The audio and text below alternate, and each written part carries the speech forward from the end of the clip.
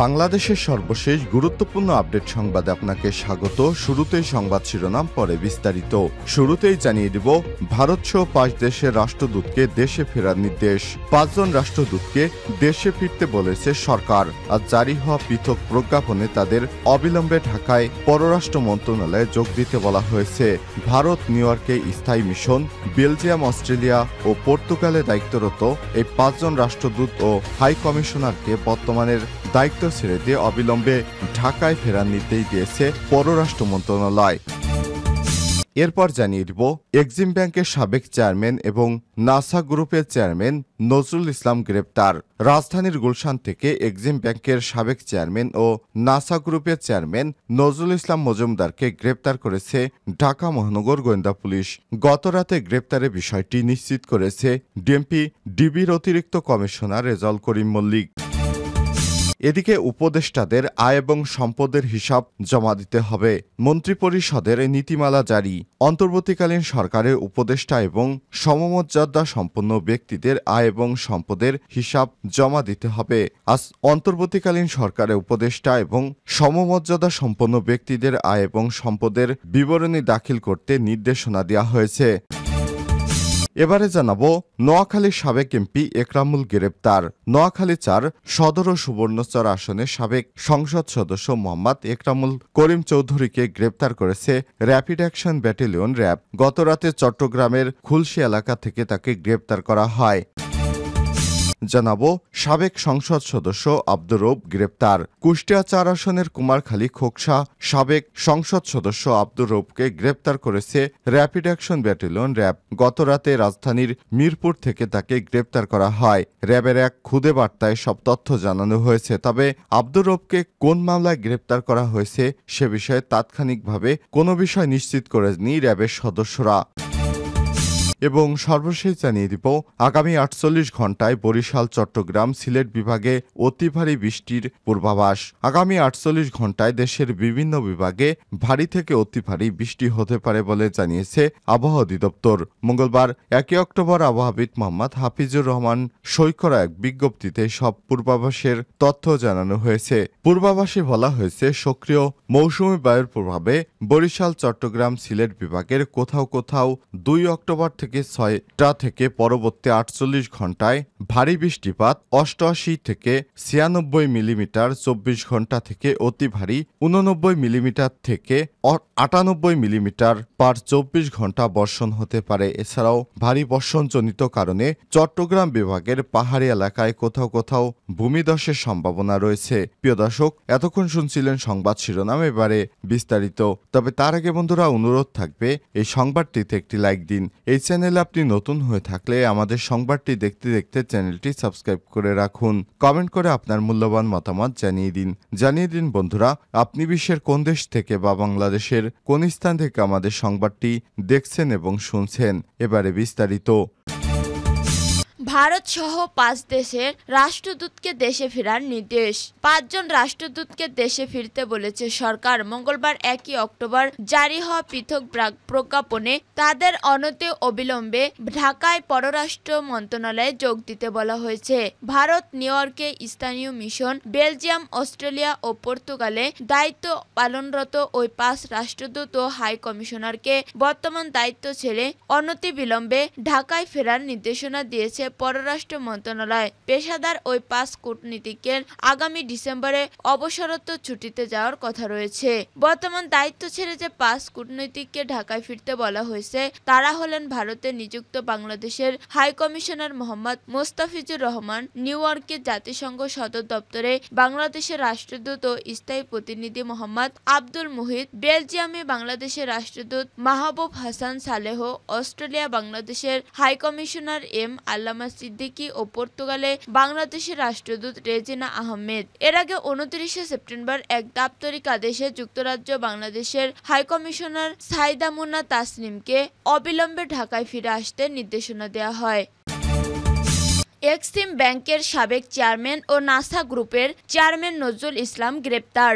রাজধানীর গুলশান থেকে এক্সিম ব্যাংকের সাবেক চেয়ারম্যান ও নাসা গ্রুপের চেয়ারম্যান নজরুল ইসলাম মজুমদারকে গ্রেপ্তার করেছে ঢাকা মহানগর গোয়েন্দা পুলিশ। মঙ্গলবার 1 অক্টোবর রাতে তাকে গ্রেপ্তারের বিষয়টি নিশ্চিত করেছেন ডিএমপি-ডিবির অতিরিক্ত কমিশনার রেজাউল করিম মল্লিক। তিনি বলেন, নজরুল ইসলামের বিরুদ্ধে অনেকগুলো মামলা আছে। তাকে গুলশান থেকে গ্রেপ্তার করে ডিবি কার্যালয়ে নিয়ে আসা হয়েছে। 2008 সালের জানুয়ারি থেকে একটানা 17 বছর বিএসবির চেয়ারম্যান ছিলেন নজরুল ইসলাম মজুমদার। গত 5 আগস্ট আওয়ামী লীগের নেতৃত্বাধীন সরকার পতনের পর বিএবি ও এক্সিম ব্যাংকের নেতৃত্ব হারান তিনি। উপদেষ্টাদের আয় ও সম্পদের হিসাব জমা দিতে হবে, মন্ত্রী পরিষদের নীতিমালা জারি। অন্তর্বর্তী সরকারের উপদেষ্টা এবং সমমর্যাদা সম্পন্ন ব্যক্তিদের আয় ও সম্পদের হিসাব জমা দিতে হবে। মঙ্গলবার 1 অক্টোবর অন্তর্বর্তী সরকারের উপদেষ্টা এবং সমমর্যাদা সম্পন্ন ব্যক্তিদের আয় ও সম্পদ বিবরণী প্রকাশের নীতিমালা 2024 জারি করেছে মন্ত্রী পরিষদ বিভাগ। নীতিমালায় বলা হয়েছে, অন্তর্বর্তী সরকারের উপদেষ্টা এবং সমমর্যাদা সম্পন্ন ব্যক্তি যারা সরকার অথবা প্রজাতন্ত্রের কর্মে নিযুক্ত আছেন তারা প্রতি বছর আয়কর রিটার্ন জমা দেওয়ার সর্বশেষ তারিখের পরিবর্তী 15 কর্মদিবসের মধ্যে মন্ত্রী পরিষদ বিভাগের মাধ্যমে প্রধান উপদেষ্টাদের কাছে তাদের আয় ও সম্পদ বিবরণী জমা দিতে হবে। তাদের স্ত্রী বা স্বামীর পৃথক আয় থাকলে সেই আয় ও সম্পদ তার বিবরণী প্রধান উপদেষ্টার কাছে একই সঙ্গে জমা দিতে হবে। কিভাবে এই বিবরণী দিতে হবে তার একটি ছক ঠিক করে দেওয়া হয়েছে। অন্যদিকে দেশের সব সরকারি কর্মকর্তা কর্মচারীকে আইন অনুযায়ী সবাই কর্মচারী প্রতি বছর 31 ডিসেম্বরের মধ্যে সম্পদ বিবরণী দাখিল করার নির্দেশ দিয়েছে সরকার। এবছর 30 নভেম্বরের মধ্যে তা দাখিল করতে হবে বলে জানানো হয়। নির্ধারিত ছকে নিজ নিজ মন্ত্রণালয় বা দপ্তরের সম্পদ বিবরণী জমা দিতে হবে। এটি সব কর্মচারীর জন্যই বাধ্যতামূলক করা হয়েছে। নোয়াখালীর সাবেক এমপি একরামুল গ্রেপ্তার। নোয়াখালীর 4 সদর ও সুবর্ণচর আসনের সাবেক সংসদ সদস্য মোহাম্মদ একরামুল করিম চৌধুরীকে গ্রেপ্তার করেছে র্যাপিড অ্যাকশন ব্যাটালিয়ন র্যাব। মঙ্গলবার 1 অক্টোবর রাতে চট্টগ্রামের খুলশী এলাকা থেকে তাকে গ্রেপ্তার করা হয়েছে। র্যাবের লিগ্যাল ও মিডিয়া উইং পরিচালক লেফটেন্যান্ট কর্নেল মুমিন ফেরদৌস বিষয়টি নিশ্চিত করেছেন। তিনি জানান, নোয়াখালী সুধরামপুর থানার একরামুল করিম সহ 53 জনের বিরুদ্ধে একটি মামলা দায়ের করা হয়েছে। র্যাব আরও জানায়, 2013 সালে শ্রমিক দলের কর্মী মোহাম্মদ খোকনকে 25 গুলি করে হত্যার অভিযোগে গত 8 সেপ্টেম্বর মামলাটি করা হয়। মামলার বাদী নিহত খোকনের বাবা মফিজুল হক। আসামিরা আওয়ামী লীগ ও এর সহযোগী সংগঠনের বিভিন্ন পর্যায়ের নেতাকর্মীরা। ওই মামলায় তাকে গ্রেপ্তার দেখানো হবে। 2008 সালের 29 ডিসেম্বর অনুষ্ঠিত নবম জাতীয় সংসদ নির্বাচনে প্রথমবারের মতো সংসদ সদস্য নির্বাচিত হন একরামুল করিম চৌধুরী। এর আগে 2001 সালের জাতীয় নির্বাচনে নোয়াখালী 4 আসনে আওয়ামী লীগের টিকিট না পেয়ে স্বতন্ত্র প্রার্থী হিসেবে নোয়াখালী 5 আসনে প্রতিদ্বন্দ্বিতা করে হেরে যান একরামুল। একরামুল করিম চৌধুরীর স্ত্রী কামরুন্নাহার শিউলি নোয়াখালীর কবিরহাট উপজেলা পরিষদের চেয়ারম্যান ছিলেন। তার ছেলে আতাহার ইশরাক শাবাব চৌধুরী কিছুদিন আগে সুবর্ণচর উপজেলা পরিষদের চেয়ারম্যানে নির্বাচিত হন। গত 5 আগস্ট আওয়ামী লীগ সরকারের পতনের পর বৈষম্যবিরোধী ছাত্র জনতার উপর হামলায় জড়িতদের বিরুদ্ধে সারা দেশে মামলা হচ্ছে। এসব মামলায় প্রতিদিনই গ্রেপ্তার হচ্ছে আসামিদের। তবে ইতিমধ্যে গুরুত্বপূর্ণ অনেক আসামি পালিয়ে গেছে।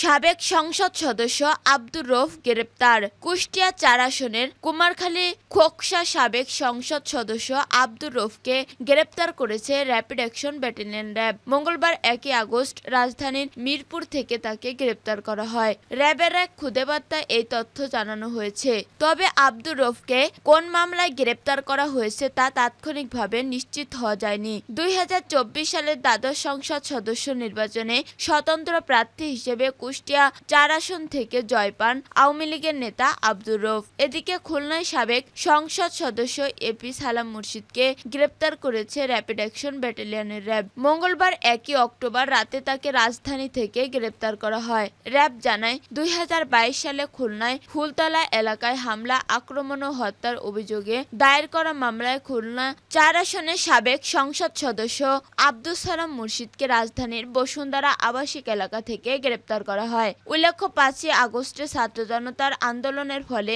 দেশ ছেড়ে ভারতে পালিয়ে যান প্রধানমন্ত্রী শেখ হাসিনা। তৎকালীন এই প্রধানমন্ত্রী পতনের পর তার সরকারের প্রভাবশালী মন্ত্রী ও এমপিদের দুর্নীতি একের পর এক সামনে আসছে।